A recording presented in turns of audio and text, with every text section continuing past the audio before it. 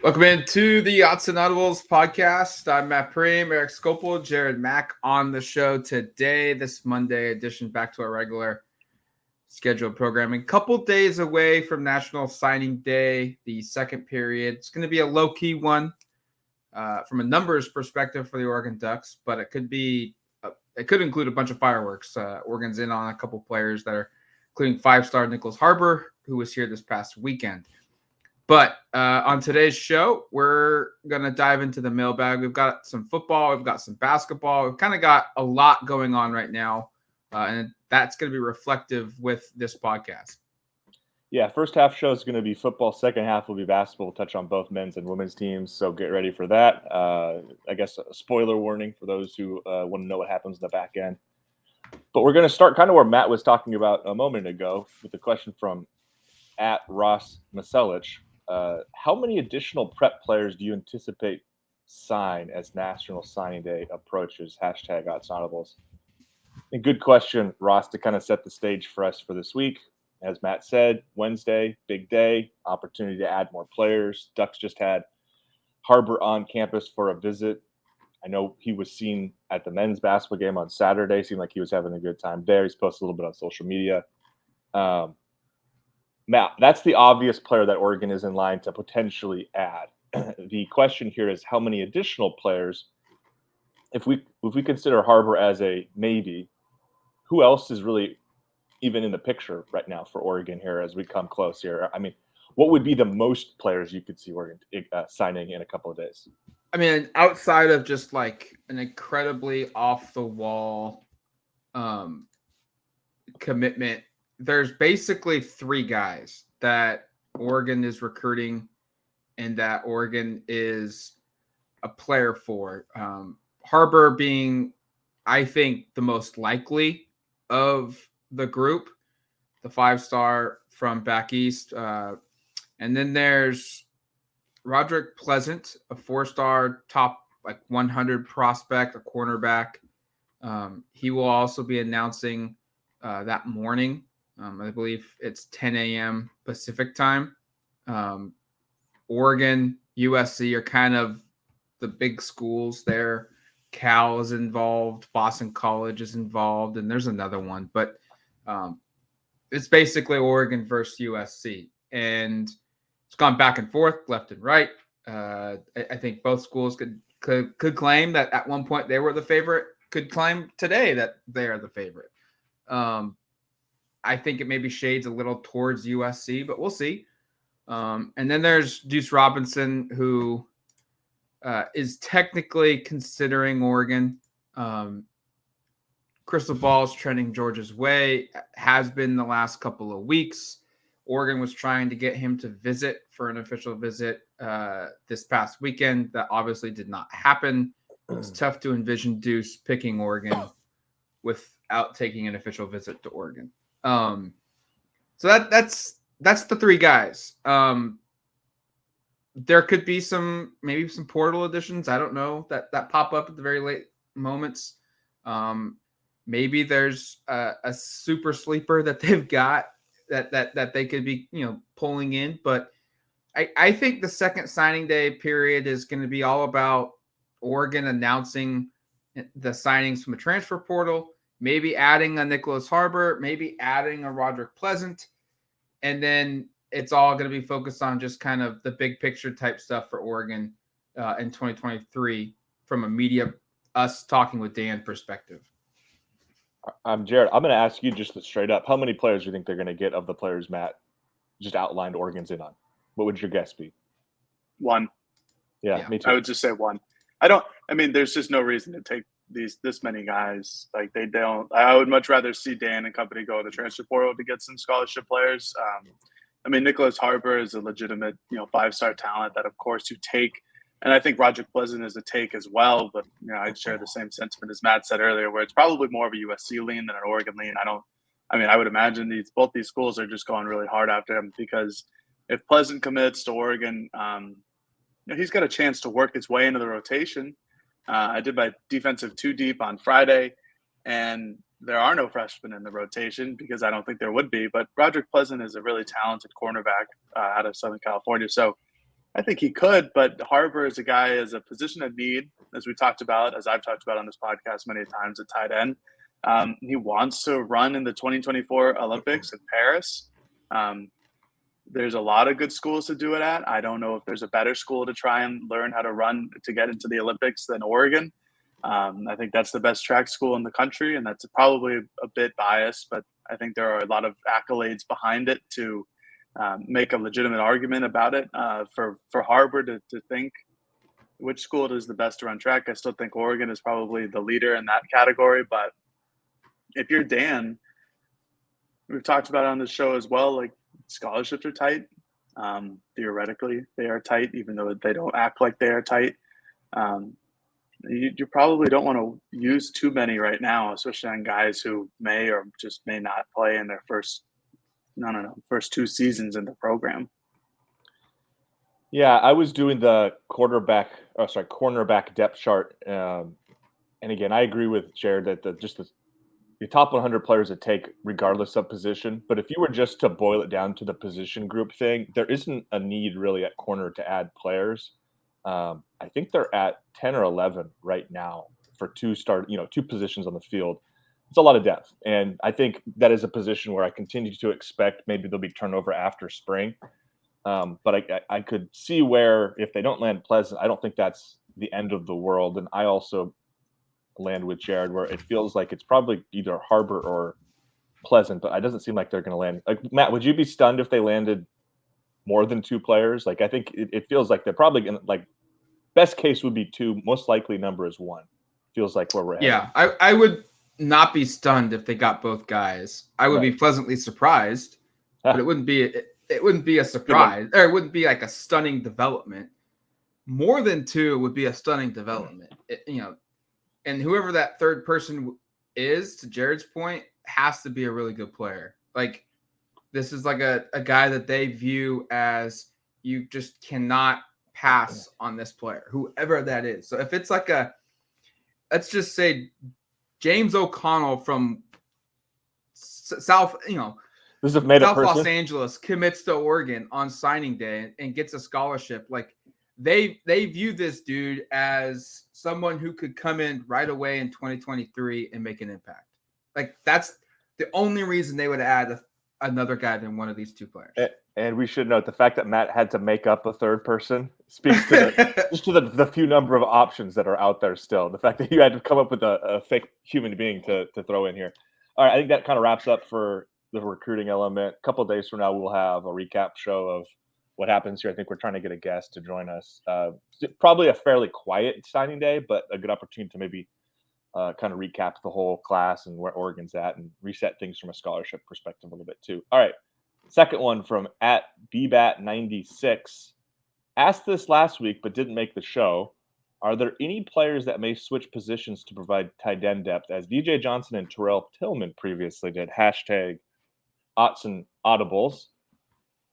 I'm not really seeing much here. DJ Tillman, Hunter Kampmoyer, there's been kind of a trend over the last half a decade where they've found several guys who've been defensive players, moved them over to offense. Like you look at, and those guys have all been edge defensive linemen. I don't see just the requisite body types really at all that are currently on, like, returners from 22. I was just looking through the depth chart here and kind of going, like, who could even really fit there? I don't see any of the outside linebacker edge guys making much of any sense, to be honest with you. Like, Mace Funa doesn't really strike me as a tight end, and you probably need him on defense. I don't see a Marion Winston or Anthony Jones in that light. I certainly don't see like Jake Shipley or Trevor Mahai. Anthony Jones did play tight end in high school. Okay, so maybe that would be a logical one. 6'3", 245, certainly a little more compact. But like, I don't know. Like I said, and then I said Mahai and Shipley being defensive ends. No. They're definitely not explosive enough and would be massive human beings to play there. I guess my eye just is I'm just going to blow people up, block people, maybe, but I don't see it. And then in the incoming class, there are more players that maybe fit the bill. Like Mateo Uyunglele is probably the most. I know he played tight end at a high level in high school, but I just don't see you making the move. So my answer is probably not that I see, and that's just kind of where you're at. Because the thing that provided value for Cantmeyer, Johnson, and Tillman is you had enough depth on the defensive line at those positions to just move a guy over. I know you have the numbers right now. It's unclear to me of like who all those guys are. I guess you could say Anthony Jones probably isn't playing much this year. So to Jared's point, if there is a candidate, maybe it's Anthony Jones because he's played a little bit at tight end. But I really don't see a logical name to throw out here, to be honest. No, I don't think that there's a logical name to throw out here at all. I think it's always been silly trying to convert guys over to a different position. I think it so rarely works out. I think the position you recruit them for should be where they stick because that's the best opportunity for them to develop. That's why you took them in the first place. Guys like Terrell Tillman, I understand, have the speed to be like a tight end. The same with DJ Johnson, or they have some background of playing tight end. I just don't like it. I don't think that there's anybody on this roster specifically for Oregon this year that would really fit that tight end role. I know people have brought up Mateo Uiagalelei as playing tight ends. That's not why you brought him to campus. That's not why he picked Oregon. He picked Oregon. He's going to pick any school to go play defensive end and go play the edge and get to the quarterback because that's what he's best at. I know that he played tight end in high school. It's like taking JT Tuamale, who plays for Ohio State, and saying, we want him as a tight end. No, you don't. You want him as an edge guy. You want him rushing the quarterback. I think the best answer for this question is you recruit and sign and get a transfer portal commitment, whatever. You recruit and sign a tight end to go play tight end. I think that's the best option here. Yeah, it's Harbor. I mean, you get Harbor to play your tight end to be your fourth guy. And if you don't get Harbor, then you hit the portal and you try and find one more that way. Knowing the scholarship limitations that they have right now, knowing who's available right now, I don't think you go high school guy and portal guy or two portal guys if you miss out on Harbor. You've got four. You roll with four. Is it ideal numbers? No. You'd prefer to have five, but you don't have a lot of room. I'd rather have Pleasant and a fourth tight end than two tight ends on this roster moving forward. So I agree. Don't move anybody. Find Harbor or get Harbor. If you don't get Harbor, then you got to go find a portal tight end, which there will be plenty of options to find a fourth tight end on your roster. I think we're all in agreement that Ferguson is one, and then Herbert and Sadiq, one could be two, the other could be three. It could be flip-flopped, and those guys would be fine in those roles. Yeah, I don't have a whole lot more to add at tight end. I think it's the one position offensively where you undoubtedly, probably on the team, where you just don't have the numbers to feel awesome right now. I'm confident. I think in 48 hours, if they land Harbor, people are going to be singing a different tune and feeling a little bit more comfortable. I still think personally, I'd like to find just like an inline guy to fit more of the blocking role because, as we know, Sadiq, Harbor, probably more hybrid receiver tight ends as opposed to being, even this last couple of years, you had a Ferguson who would split out wide a little bit more frequently, and you had McCormick and Matavao and Herbert who would be almost exclusively. I think maybe McCormick did line out wide a little bit at times, but in general, that was kind of the way you had a little bit differing roles. Probably would love to have a guy who's just a little bit more consistent and proven as a blocker than what you have returning. Yeah. But Herbert, I think, has shown signs there, and maybe the simple answer is he's just going to be your primary blocking tight end, and that's a good enough role to keep him happy. And everybody else is going to be involved in the offense as a pass catcher more. So I don't know, but I do think if you get to four, that's enough to operate an offense as we saw this last year. The composition of the group is a little strange to me, but I think would certainly be good. And you have plenty of talent from that group. I mean, those are all blue chip talent recruits. I think with Patrick, the thing to remember with him was like Justin Herbert even said it himself. Like he's the best one of the three from like an athletic standpoint, from a physical standpoint. And he's a big dude. He's like 255 pounds now. And next season will be 2 years removed from that 2021 injury. And that's typically when you see guys get back to where they were at the, prior to the injury. It's about a 2-year timeline. So I think knowing the fact that he's already a big guy, he probably could pack on even more weight. He's got a full offseason of training and he'll be 2 years removed from that injury. Like, I'm not saying he's going to explode in production, but it lines up for how it could progress to get him there to be a more regular contributor to Oregon's offense next season. Well, and kind of, go ahead, Jared. I was just going to say, I worry about putting that much faith into a guy who was completely injured for 2 years and had these injuries and is injury prone and has a history of it. I think, honestly, if the last name wasn't Herbert, we would all have a little bit more trepidation about this position group because there's only 3 guys on roster right now. And I brought up before, fair. I don't want to bring it up and go into it once again, but tight end is a position group that can easily be injured, and then suddenly you're down to 2 tight ends, and it just doesn't look good. This is all barring what Harvard does tomorrow. Right. I'll go over. I think they should add 2 more tight ends, and I know that scholarship math is difficult and it's tighting, but I still think adding 2 more tight ends is huge for that room. But I guess it ultimately depends where Will Stein wants to go with the room, because if it's similar to Dillingham, they absolutely need 2 more tight ends. If it's not, then they could skirt around it. But that's all I got to say about the tight end room. All right, let's take a quick break. When we come back, we'll dive into the second half of basketball-focused version of the Autzen Audibles podcast. All right, welcome back to the Autzen Audibles podcast. 2 questions in, a couple more to go, and we're going to switch sports, I think, for the most part here, and talk some hoops. Yeah, 2 questions left. 1 men's hoops, 1 women's basketball. First from @541 Ducks. Does the Oregon men's basketball team have any chance of making it to the big dance? Matt, I'll let you handle this, but I would imagine this last weekend's games gives you a little bit more optimism, a little bit of momentum. Obviously, not marquee wins necessarily. Utah, a better win than Colorado, but puts you in a spot to at least in striking distance, right?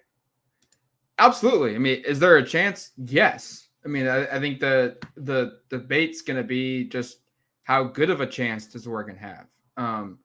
And look, like, we've all been down on the men's team this season. It's not been up to standard. It's not been pretty, but we're going into the month of February when the next games play. And as crazy as it sounds, Oregon is 1.5 games out of first place in the Pac-12 standings. They still have to play UCLA, who's number 1 in the standings, 1.5 games back. They still have to play Arizona. They get USC, who's also ahead of them. And they have the tiebreaker over Utah, beating them twice this season. And they sit half a game behind the Utes. They're 1 game up on ASU, who's the next team below them. And they're 1.5 games up on both the Cougars and the Huskies, who they have to play both those teams as well. So, like, this narrative that the season is lost is false, because you go into February knowing that you're only 1.5 games out of first place. Like, it's not highly probable, but it's still possible you can win the league, or at least tie for a share for the, of the conference championship. And if you do that in the regular season, then you're going to have a really good chance to make the NCAA tournament. Oregon's just under the top 60 in the net rankings right now. They're 59th. That number will go up if they're able to get 2 wins, or even if they're able to get 1 win this coming weekend, because they play at Arizona, who is 10th in the country in net rankings. And then they play ASU on Saturday, who is 64th in the net rankings. Both of those being quad 1 games. It would go a long ways if they could get a sweep. That's going to be incredibly hard. They got swept last year on the road, on this road swing. But Oregon's chances, they're not dead yet. Like, there were bracketologists, is that what we call them, that came out over the weekend and like had Oregon in that they weren't the first 4 out, they weren't the next 4 out, but they were under consideration. So they're like 8 teams behind getting on the bubble. So like you go 1-1 this weekend, you're probably back in the discussion of in the bubble, on the wrong side of the bubble, to where you've got home games against UCLA and USC next week, and you win both of those, and you're probably back on the right side of the bubble. Like that's the immediate path probably to get yourself back on the right side of the bubble. Go 3-1 in the next 4 games. Right. Yeah. I mean, obviously that would help a ton. Yeah, they have a chance. They've done much better recently, and it took a couple games for everybody to get into the motions of how this team would do with an 11-man or 10-man rotation. They seem to be figuring it out. They seem to be spacing the floor a lot better, giving Will Richardson a little more driving lanes, giving Defale Dante a little bit more of an opportunity to post up. Keyshawn Bartholomew and Jermaine Couisnard have provided Richardson another ball handler with either both of them on the court or one of them on the court at one time. What we have been preaching for the last couple of months at this point with all the injuries. Yeah, they look much new and improved. It's interesting. It's like a different team on the court, but then again, with all their injuries, it really was a different team that was just off the court. The Oregon's in the driver's seat, so to speak. They have a chance if they figure it out to get into the tournament. And like Matt said, if they go to 3-1 over the next 4 games, that gives them, I wouldn't say it's an automatic, but it certainly helps their case. It drives their case up sky high in terms of getting into the tournament. However, it's not against easy competition. I mean, Arizona State blew the doors off of them in Eugene. I don't anticipate Arizona State shooting again like that because I haven't seen a lot of teams do that in the last couple of years, frankly, in the way they were shooting at Matthew Knight Arena. Arizona is always extremely difficult. That's a very tough environment to play. Oregon does always play Arizona very well. They seem to match up with them pretty well for some reason. And then USC and UCLA. I mean, UCLA and Arizona, when they battled 2 weeks ago, that was a heck of a game. USC is up and down this season. They're not nearly what they were last year, but those are both difficult teams. And Oregon luckily has them at home and Matthew Knight. It's just going to be up to them. If they come and show up every single game, they have a real chance of doing the 3-1, like Matt said earlier. It's just going to be tough, but it's all up to Oregon. It's all up to Dana Altman. It's all up to the players if they want it. Oregon's got 4 games as of right now that are quad 1 games left on their schedule. Yep. And some of those, or 3 of those, are all on the road. The only home one is a UCLA game. So it's hard, but you're going to have to win on the road. You have to go 2-2 in those quad 1 games. That could be a win at ASU. That could be a win potentially at Washington State. But you got to beat UCLA at home. And I guess the easiest way to say this is you got to sweep at home and you got to split on the road. You do that and you're in. You're probably going to be in because that means you have wins over UCLA. You have win over USC. You beat Stanford and Cal, which won't do anything for your net rankings. You split at Washington and Washington State, and you split at Arizona and at ASU. You sweep at home, you split on the road, you win a game in Vegas, you're probably in. Is it doable? Yes. Is it easy? No. And that's the unfortunate situation that they're in. So I think it's a lot better than it was last season from a tournament perspective, though. Matt, what's just not to stay too long on this topic, but because we want to get to the women's team in a second, but maybe we haven't done a whole lot of basketball talk. We talked in the past about, I think we did one hoops specific podcast and it didn't seem like the interest level was quite where we'd like it, but let's devote a little more time to the men's team because I think it's deserved based upon what they've done over the last 6 or 7 games. What's been, I think Jared made a good point there about they've almost kind of had 2 different seasons here where they had the season where they were low on numbers, everybody was hurt, and then they've had this kind of infusion of talent in the last 5 or 6 games where they've got everyone back and now they're just kind of figuring everything out. What's been the key to success with this kind of, I guess with just everybody available now for the first time? Well, I think Couisnard's addition has been beneficial. I mean, 13.5 points per game. He's shooting, I think the team high 37.8% on threes. That's not like an elite number, but that's still pretty good. And it's significantly better than a lot of guys on this team. And just, he's had a 27-point game against Arizona. He had 18 against Utah. Against Colorado, he really wasn't that big of a scoring factor. But I asked Dana after the Utah game, just how big has it been for Couisnard and Barthélemy getting back and being on the floor and being playable? How big has it been for Will Richardson? Because I don't know if this has gone noticed at all by people out there, but Richardson really didn't perform well shooting the basketball. Just 7 of 23 from the floor in those 2 games. He scored 20 points combined, so averaged 10 a game, but it was a poor shooting effort. Now, he had 7 assists against Utah. He had 6 assists against Colorado, but he no longer has to be the guy that scores and creates every single game. And he's like, yeah, Dana's response was it's been big. It's helpful. It's a notable thing for this team when now Will doesn't have to be everything. And he has to do it at a really high level too. And then Barthélemy he's had some good moments. He had 10 against Cal, 11 against Stanford. He was the only one that really shot it well from 3 in that game. And then against Colorado, he was really efficient. 13 points on 7 field goals attempts, 75% on threes. Really good player. And against Utah, he had 2 assists and just 1 turnover, a 2-to-1 assist ratio. You take that every time. So I think the biggest thing has just been Barthélemy and Couisnard now kind of getting back into their rhythm.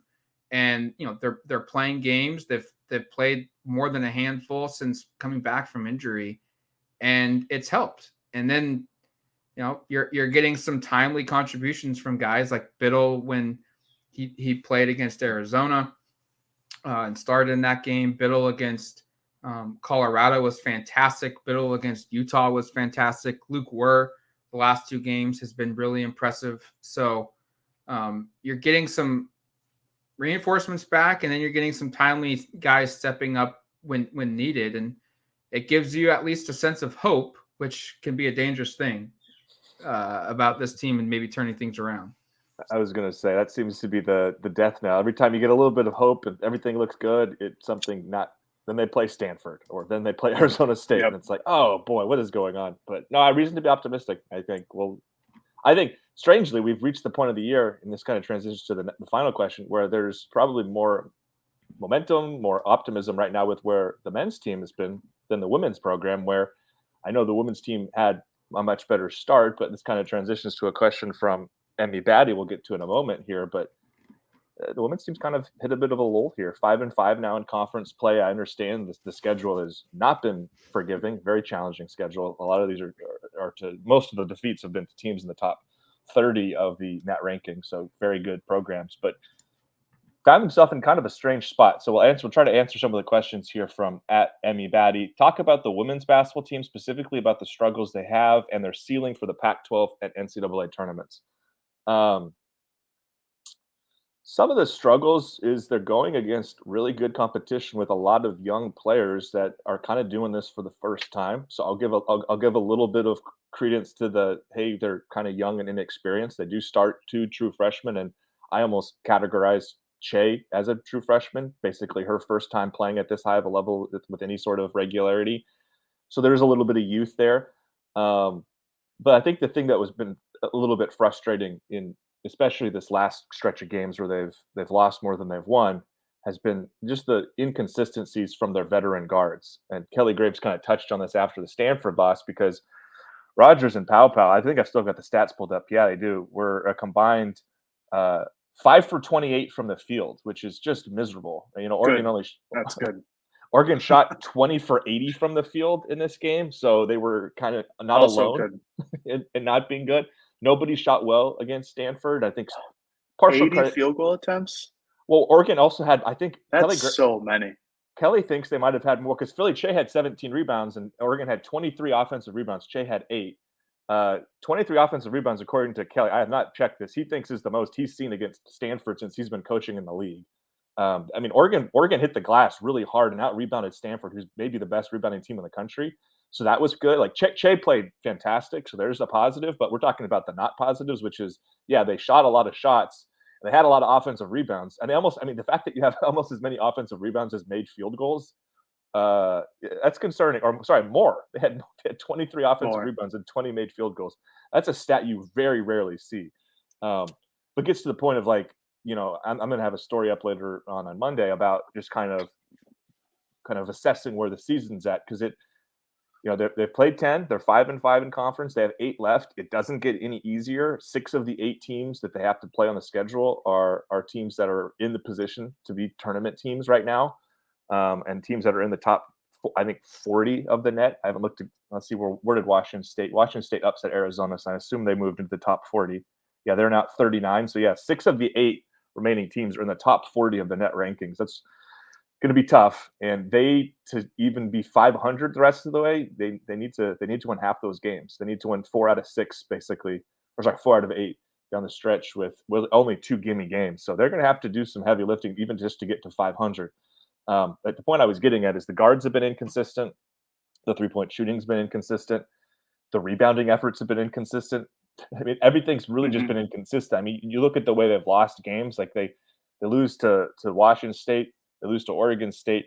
The defense was really not very good in either one of those games. The 3-point shooting was terrible against Oregon State. The rebounding and post defense was not good against either Washington State or Oregon State. And then they hit the road against Cal and Stanford, and 3-point shooting was terrible in both games. The rebounding was good in both games. The veteran players were kind of up and down in both games. Like, it's just kind of been a strange run here. And I think you do start going like, okay, like the alphas on this team that were supposedly the alphas, are they really the alphas right now? Because this is supposed to be India Rogers' team, and I think she's been excellent all year. And I don't want to really call her out too much because this was probably more of an aberration performance. But you play in almost a must-win against Stanford, and to have her have, I would say, her worst maybe game of the season, maybe worst game since she's been here almost. I mean, 3 for 14 from the field, 1 assist, so she wasn't even really distributing very much. I just thought she didn't play up to standard, so that was disappointing. And then Ben Slutin, I think, is the other one. And I mentioned,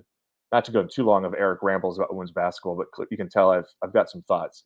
But I think Van Sluten's just been so up and down of late, and I think you can chalk some of that up to freshman youth. But 3 of her last 4 games, she's shot like about 10% from the field. So can't do that. I think that injury. I think her injury is really, really bugging her. Like, I know she came back and she didn't practice, and then she came back and played in a game and seemingly was okay. I still think that's really, really bugging her on the court. She's been night and day different from what pre-injury and post-injury. I don't know if that has a lot to do with it. I think there's a lack of explosiveness, a little bit of a lack of explosiveness. Yeah, going against better front courts one of her problem. Yeah. Right, going against better front courts doesn't help, but her explosiveness and her ability to score on the interior was like her biggest thing. Like, she took contact or drew contact as well. Not a great free throw shooter, but that's okay. You live with it. When you get to the line 6 to 8 times, you live with it. But yeah, I think that there's such a clear difference in stats between injury and the non-injury. But Eric, I mean, I'm at Matthew Night. Not as often as you are, obviously, but they've been consistently inconsistent, I think, is a wonderful way to describe it, especially given their backcourt situations where it is India Rogers' team. And if she's not doing well one day, Oregon is in a load of trouble, because I don't think you can consistently rely on Tahina Paopao or Chance Gray or Grace Van Sluten to really get you off the ground and running for a game, especially considering whoever they're going against defensively. Stanford is obviously a difficult matchup for any team in the country. Everybody. Maybe not South Carolina. Well, I still think it's a difficult matchup. It was a really good game. They should have won that game right. in South Carolina. Yeah, no, it was. But that's it. Stanford, it's a tough one. It's more of an aberration than anything else. But you look at games like Oregon State and Washington State, where they're down by 10 or 12 with just a handful of minutes left in the fourth quarter, and they mount these ferocious comebacks to make it a game with seconds left on the clock. you just wonder where that was for the last 25 to 30 minutes of the game. It's just like where has this energy and where has this consistent play along the perimeter and trying to attack the rim or at least pass the ball, like where has that been for the first 3 quarters of the game? It's just got to be difficult for Coach Graves to go through the inconsistencies. Eric, I did have a question for you though. At this late, and I guess at this midway, kind of later half of the season, do you think that the depth is finally getting to them where they just aren't as fresh as maybe some other teams who have 10 to 11 guys or women, 10 to 11 players on the bench? I think there's a little bit of something to that from a lack of freshness from what they are, but also from just the step down. Like I wish they did the like plus minus, like over 48 like you do in the NBA. So you can look at stats like that. The bench players, aside from Tay Hansen, have been kind of net negatives for a while. Since Elise Hurst came back from,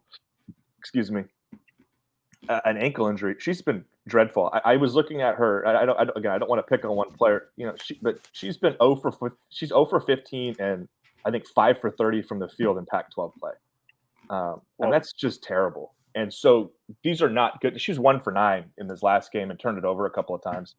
Her contributions have been not great, and so you've got veterans coming off the bench you expect to be kind of key contributors that haven't been, and then your front court off the bench players. I think Hosendove is capable, but never really going to be a huge net positive. She's kind of a Luke War type player where she was going to get you some hustle rebounds. She might block a couple of shots and play good defense, but you can't really expect more than her making a couple. If she's going to score, it's going to be shots created by others for her.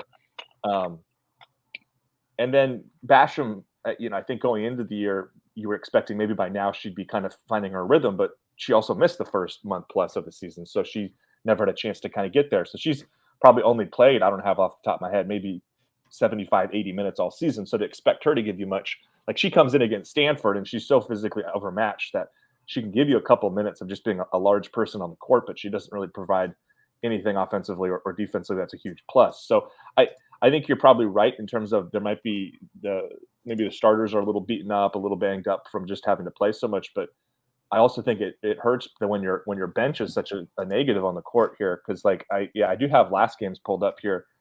Like the plus minuses for basically everyone on off the bench was really bad, and I think that's been kind of a trend of late. Aside from Taya Hansen, who will hit a bunch of big shots for you, and I think is basically a pseudo start. Like my think right now is they're playing 8 players a game, but I think only 6 of them are really giving you quality minutes. Eric, I wonder how much is Van Slitten also hitting the wall of a freshman? Because while you guys were talking, I went and looked up her minutes, and the injury is a factor for sure. But before that injury, she was averaging 27 minutes a game, and the 6 games after it, her minutes are actually up like 30-something minutes, almost 31 full minutes of basketball. So she's playing more lately, and she's playing on an injured ankle. What is it? Ankle, right? When you don't have depth and when you have to rely on freshmen, they're going to hit a wall because they've never gone through this before. Even when she plays at IMG, like the competition at this level every single night is different. And then you have to factor in that every other week, most likely you're flying somewhere. And sometimes you're flying 2 different locations. That all that stuff adds up. And we haven't even, talked about the rigors of school too. Yeah. Like I wonder how much of this is Van Sluten and Gray to an extent as well, hitting that freshman wall that we see happen time and time again. Yeah, I think the Van Sluten thing, I think there's a lot of factors. I think you guys have identified 2 of them, which the ankle thing has certainly impacted the explosiveness. It's not like she's not still able to get off the floor, but around the basket, she's had a really hard time getting over people. And I also think, this conference has the other part I want to bring up is this conference has really good front court players. And Cameron Brink just had a triple-double with 10 shot blocks. And probably 4 or 5 of those came on Van Sluten's misses. The Cal doesn't have an elite front court, but the game before that, they played Oregon State, which has 2 5-star freshman front court players. They have Mitrovic, who's 6'9". I mean, that's a tough matchup. Again, before that, Washington State, probably not the same talent, but Bella Mariketti and I think it's Tara Wallach are two of the better front court players in the conference. Wallach's like third in blocks, and Mariketti is, I think, one of the higher scoring bigs in the conference. So that's not easy, you know. And you go around the league, Rhea Marshall from USC, who they played earlier in the season, you know, kind of dominated Stanford. That was a big part of the reason that USC beat Stanford. That's a tough matchup. So she's gone against really good players and has just had a hard time in certain matchups. So I think that's the thing that's been frustrating to a certain degree, I think, is following this team of you just don't know if, like, because for Ben Sluten, she's had 3 games that are terrible, but then sandwiched in between is this Cal game where she was awesome and she had like 20 points and 9 rebounds and was really efficient and everything kind of was clicking. So I think some of it's matchup dependent as well. But no, I think to get to the last part here, so we don't ramble too long on women's basketball, ceiling for Pac-12 and NCAA tournaments. Well, Oregon right now is 14th in the net, which has been pretty consistent. But my thing still is their resume really is devoid of that kind of marquee victory. Their best wins right now are over teams that are all like 30 through 40 in the net. And you really love to get a win over a team that's kind of in that upper echelon. And they've had opportunities. They've lost those games to now to Stanford, to Ohio State, to North Carolina, to a lesser degree, Arizona and UCLA, which are actually further down here in the net ranking. So that part, I think, has been discouraging for NCAA tournament seeding. There was a time when they were kind of right in the bubble as a 4 or a 5 seed to host. The most recent bracketology I saw, which was a couple of days ago, had them as a 7 seed. So that's you're kind of a step or two away from hosting. Probably need to get really, really hot to do that. I think it's pretty unlikely they host, which is tough in women's basketball. It means you're going to have to play at least one game, most likely, at an opposing team's home court just to get to the Sweet 16. So there's a big benefit of being one of the 16 best teams in women's basketball in college, and Oregon pretty clearly isn't quite at that level. And then the ceiling for the Pac-12 tournament, I mean, this conference is so darn good. It's hard to feel super confident. I mean, I think they can compete and contend with everybody in the conference because that's been the case so far. I mean, they have all their losses have been by single digits, so it's not like they've gotten blown out in any of these games. But I think expecting them to win the conference tournament, like that would be a really impressive outcome if they won the conference tournament. Eric, wouldn't you say though, like unlike the men, the women have a path to drastically change their chances of hosting because of how many like quad 1 games they still have to play? Yeah, Colorado and Utah are like 2 and 3 in the standings. You get them at home this weekend, and a sweep goes.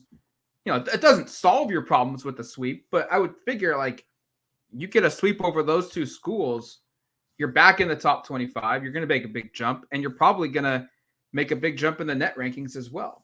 Yeah, so Utah is 7 in the net, and Colorado's 26th. So you win those 2 games; those are now your 2 best games in the season. The next 2 games are against UCLA and USC, which are also above you in the standings. I think that's 4 and 5, or 3 and 5 a tie.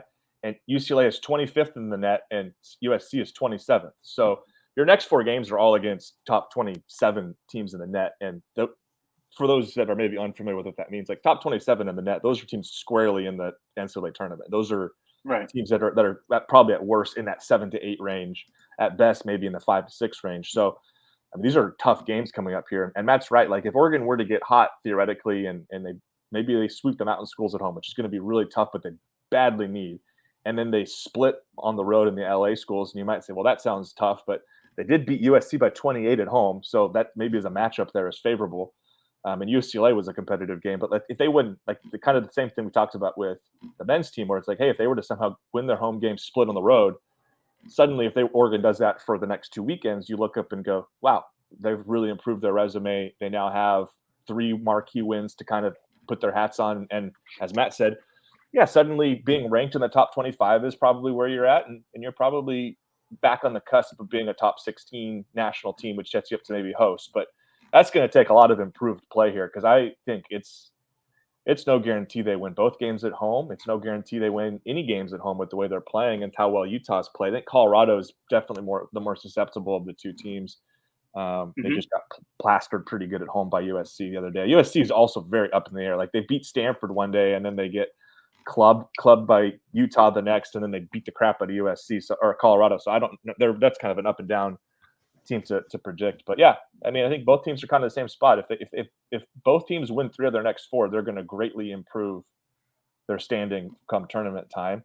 And if both teams struggle and let's say lose more than they win, you're going to look up and say, gosh, it's going to be hard for the men to make the tournament. And you start questioning the women, probably not out of the tournament field, but you start going like, well, is this going to be an 8 or a 9 seed, which would be very disappointing considering at one point we were talking hosting.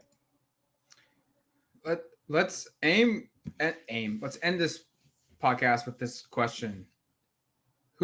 Where's the confidence level? More confidence in Oregon's men's team making the tournament or the women's team powering through and getting to host in the first or second round of the NCAA tournament? It's kind of tough. This is hard. Can I pick neither? Yeah, I was going to say, I think either is there a third option here? I think both are pretty unlikely. I'd say the men hosting is probably more likely than the women hosting at this point. Just because you mean the men making it? Yeah, sorry.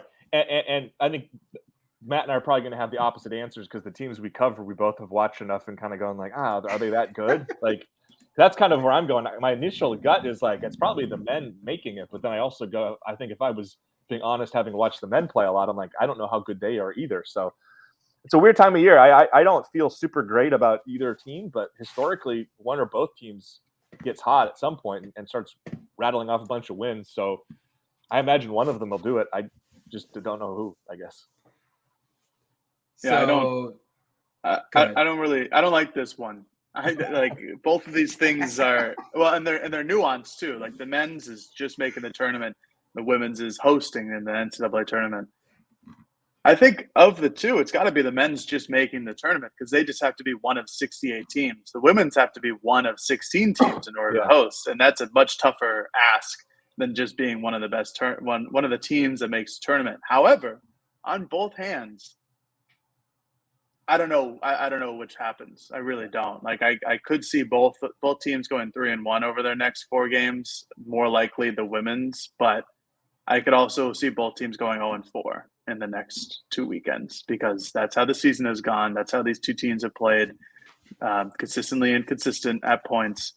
So yeah, I guess I'll go with the men's team because that's the probability is better. I'm more likely to be right. And the probability is much higher, so that makes me right. So I'm going to go with that. I would side with the men probably, but I'm going to go. Jared was like, I want neither option. I don't want either option. That was his first reaction. So I'm going to go the opposite end. I'm going to say both. The women get hot. They play 4 of their last 8 at home against good competition. Yeah, that will help. That will help them there, and I think the men somehow find a way into the NCAA tournament. Just total half glass full, homer mode, engaged, positive. Send something positive into the universe here for a second. Optimistic Matt to close the podcast. Optimistic Matt, and Oregon will sign every single 5-star recruit. Hey, no, I did not say that. No, aggregate that. I'm gonna make a story. 25 most likely commits for Oregon in 2024. I'm just gonna. You don't have to read the story if you listen to the podcast because it's just going to be the number 1 player in the country. Yeah, all the way down to 25. I thought you said you were going to do the 25 players most likely to commit for the 23 class, and I was like, Jesus Christ, Matt, what are you going to be doing with your time? That's late. It's real in depth. Yeah, so 22 people Oregon is not recruiting. All right, that's going to do it for us here on the Autzen Audibles podcast. Thank you for listening to the show. We'll be back later this week, signing day coverage, and then we'll also do a live stream later on Friday. Until then, you've been listening to the Autzen Audibles podcast. Talk to you later, folks. Peace.